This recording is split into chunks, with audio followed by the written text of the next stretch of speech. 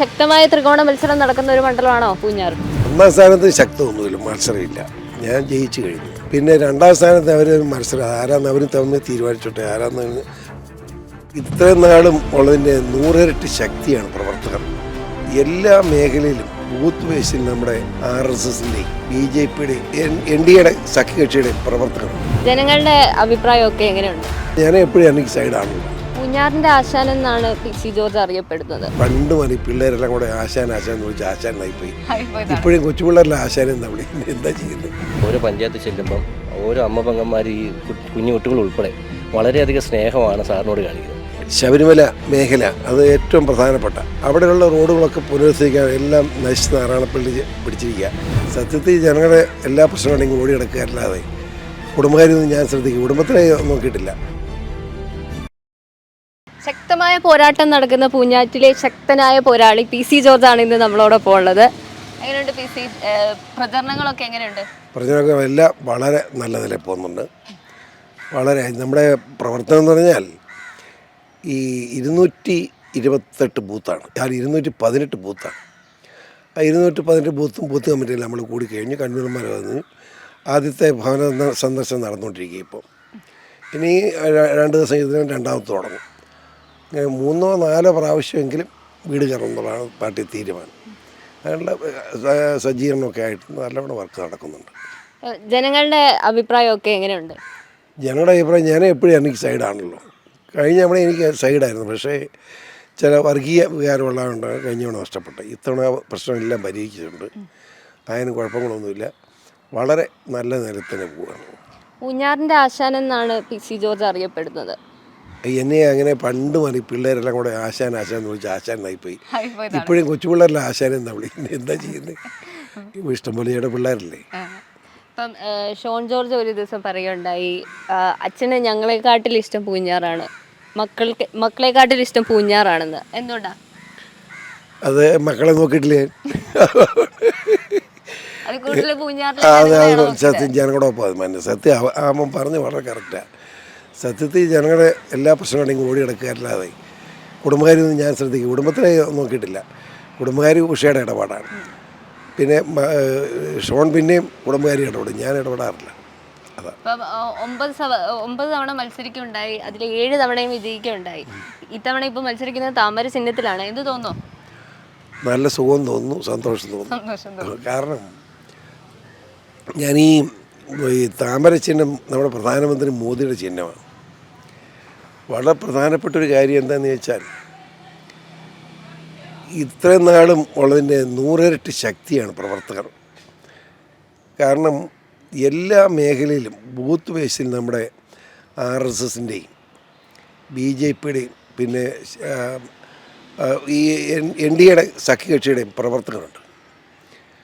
പിന്നെ SNDPയുടെ നമ്മുടെ BDJS ഉൾപ്പെടെയുള്ള അവരെല്ലാം വളരെ ആത്മാർത്ഥമായിട്ട് രംഗത്തുണ്ട്. സ്വതന്ത്രമായിട്ട് നിന്നപ്പോൾ കാര്യം ഭയങ്കര ഭൂരിപക്ഷം കിട്ടിയെന്ന് പറഞ്ഞാലും എങ്ങനെ സ്പോണ്ടേനിയസായിട്ട് ജനം വന്ന് വോട്ട് ചെയ്ത് പോയതാണ്. ഇത് അങ്ങനെയല്ല, ഇത് വർക്ക് ചെയ്ത് തന്നെ ജയിക്കുക. അത് വളരെ സ്ട്രോങ് ആയ പ്രവർത്തനം നടക്കുന്നു. പ്രത്യേകിച്ച് ഈ പ്രധാനമന്ത്രിയും വരാൻ പോവുകയാണ് 4-ാം തീയതി. വലിയ അനുകൂല സാഹചര്യം അതൊക്കെ. പാലായിൽ പ്രധാനമന്ത്രി വരും എന്നാണ് പറഞ്ഞിരുന്നത്. പക്ഷേ പാലായിൽ ഈ രണ്ട് ഗ്രൗണ്ട് വേണം. ആ 2 ഗ്രൗണ്ട് ഇല്ല പാലായിൽ. എല്ലാവിധത്തിലും നോക്കിയിട്ട് ഒരു മാർഗ്ഗമില്ല. അതുകൊണ്ട് പിന്നെ പ്രധാനമന്ത്രി വരവ് കോട്ടയത്തേക്ക് മാറ്റിയിരിക്കുകയാണ്. തീർച്ചയായിട്ടും അദ്ദേഹം കൂടെ വന്നു കഴിയുമ്പോഴത്തേന് ഇപ്പോഴത്തേനേക്കാൾ കൂടുതൽ അംഗീകാരം ജനങ്ങളുടെയൊക്കെ ഉണ്ടാകും തന്നെയാണ് ഞങ്ങൾ കണക്കാക്കുന്നത്. വളരെ നല്ല പ്രവർത്തനം നടക്കുന്നുണ്ട് എല്ലാ മേഖലയിലും, ഒരു കുഴപ്പമില്ല. ഞാൻ പറഞ്ഞല്ലോ, പിന്നെ സ്ത്രീകളുടെ സാന്നിധ്യം കൂടുതലുണ്ട്. അതാണ് ഈ ഇലക്ഷൻ ഞാൻ കണ്ട ഏറ്റവും പ്രധാനപ്പെട്ട കാര്യം. സ്ത്രീകളും കുട്ടികളുമാണ് വളരെ ആത്മാർത്ഥമായി പ്രവർത്തന രംഗത്തുള്ളത്. അത് ഈ BJPയുടെ പ്രവർത്തകരാണ് സ്ത്രീകളുടെ ആയിട്ടും കൂടുതൽ പേര്. പിന്നെ നിഷ്പക്ഷങ്ങളായ സ്ത്രീകളും നമുക്ക് അനുകൂലം. എന്താണോ എനിക്ക് അങ്ങനെ തരത്തിൽ അങ്ങനെ ഒരു സാഹചര്യം കാണുന്നുണ്ട്. പിന്നെ കുഞ്ഞുങ്ങൾ ഈ പറഞ്ഞ പോലെ ആശാമ്പളിയായിട്ട് കൂടിയിട്ടുണ്ട്. ഇങ്ങനെ തരത്തില്ല. വളരെ സന്തോഷകരമായി പോകുന്നു. നമ്മൾ ഏറ്റവും അനുകൂലവും സന്തോഷകരമായ സമയങ്ങളാണ് സത്യത്തിൽ. പൂഞ്ഞാറിലെ ജനങ്ങൾക്ക് ഏറ്റവും ആവശ്യമായിട്ട് വേണ്ടത് എന്താണ്? പൂഞ്ഞാറിലെ ജനങ്ങൾക്ക് ഏറ്റവും ആവശ്യമായിട്ടാണ് കുടിവെള്ളം. പൂഞ്ഞാർ മൊത്തമായിട്ട് പറഞ്ഞ് കുടിവെള്ള പ്രശ്നം ഏറ്റവും രൂക്ഷമായിട്ടുള്ളത്. മറ്റൊന്ന്, സാധാരണക്കാരായ ജനങ്ങൾ മലയോര മേഖലയുള്ളവർക്ക് പട്ടയം വലിയ പ്രശ്നമാണ്. 3, ഈ എരുമേലി, കോരുത്തോട്, കൂട്ടിക്കൽ, പാറത്തോണ്ട് ചില ഭാഗം ഉൾപ്പെടെ വന്യമൃഗശല്യം, അതിൽ നിന്ന് മോചനം വേണം. അത് വളരെ പ്രധാനപ്പെട്ട കാര്യമാണ്. പിന്നെ തൊഴിലില്ലായ്മ, ആളുകൾ ചെറുപ്പക്കാരൊന്നും ഇവിടെ എല്ലാം നാട് വിട്ട് പോവുക, അവരെ പിടിച്ചു നിർത്തണം. അതിന് ടൂറിസം മേഖലയിൽ പ്രൊമോഷൻ കൊടുത്തുകൊണ്ട് മാത്രമേ ഇനി തൊഴിൽ സംരംഭകരെ ഉണ്ടാക്കിയെടുത്ത് ഈ തൊഴിൽ ഉണ്ടാക്കാൻ കഴിയും. അതിനുള്ള നീക്കം വളരെ സ്ട്രോങ് ആയിട്ട് നമ്മൾ നടത്തിക്കൊണ്ടിരിക്കുക.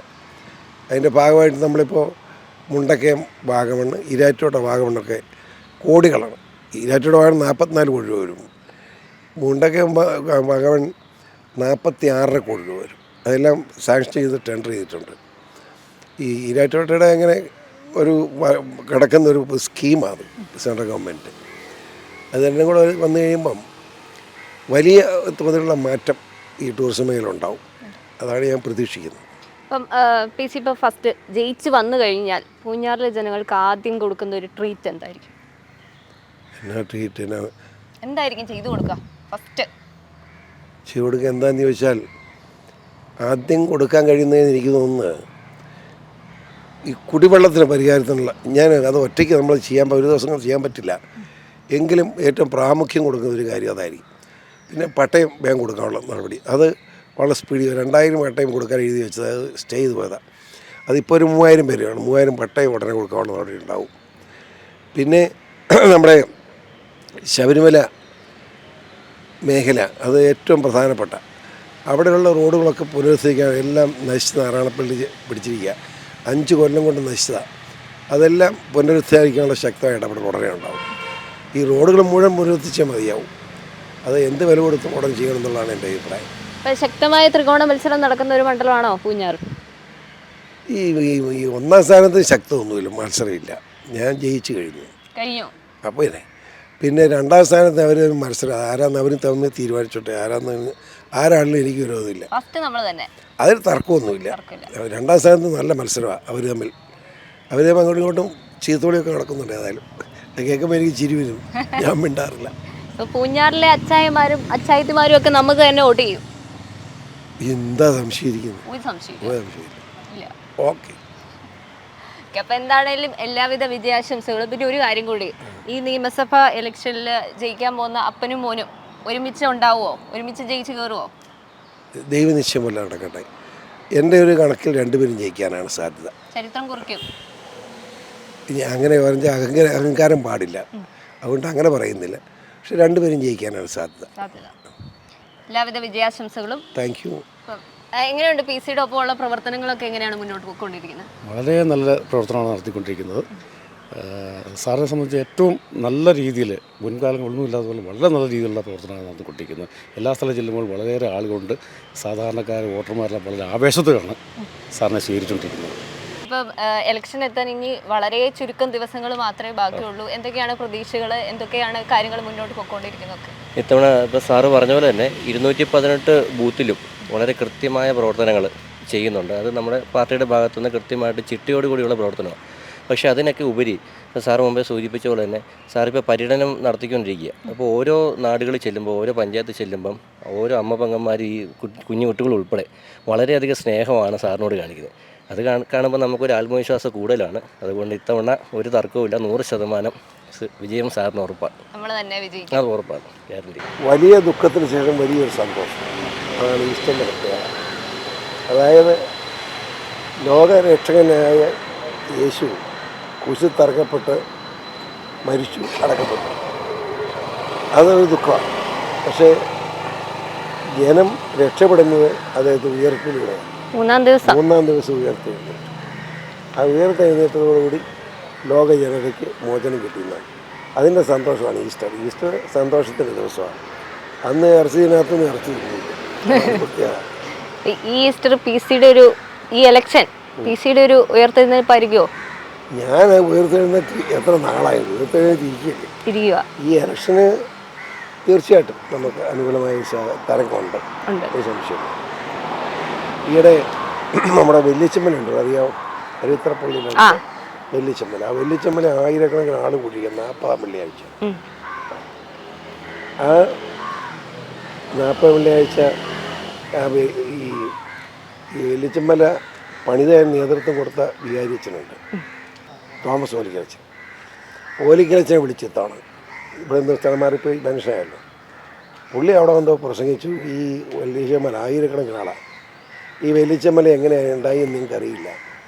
ഞാനൊന്ന് ഫോൺ വിളിച്ച് PCOനോട് പറഞ്ഞു, ഞാൻ കുഞ്ഞുമോൻ എന്നാണ് വിളിക്കുന്നത്. പിന്നെ കുഞ്ഞുമോൻ ചെയ്തു വെച്ചതാണ് ഈ കുരിശും ഈ വെല്ലിച്ചമ്മല ഇതല്ല. അതുകൊണ്ട് നിങ്ങളെല്ലാവരും കുഞ്ഞുമോൻ വോട്ട് ചെയ്യണമെന്ന് പച്ചയ്ക്കാണ്.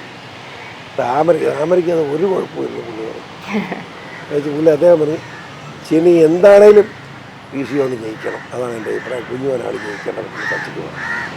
ഇത് വൈദ്യൻ എങ്ങനെ പറയുക എന്ന് പറയാൻ സാധാരണയല്ല. ഭയങ്കര അഭിമാനം തോന്നും. നമ്മൾ നന്മ ചെയ്താൽ നന്മ നമുക്ക് ലഭിക്കും.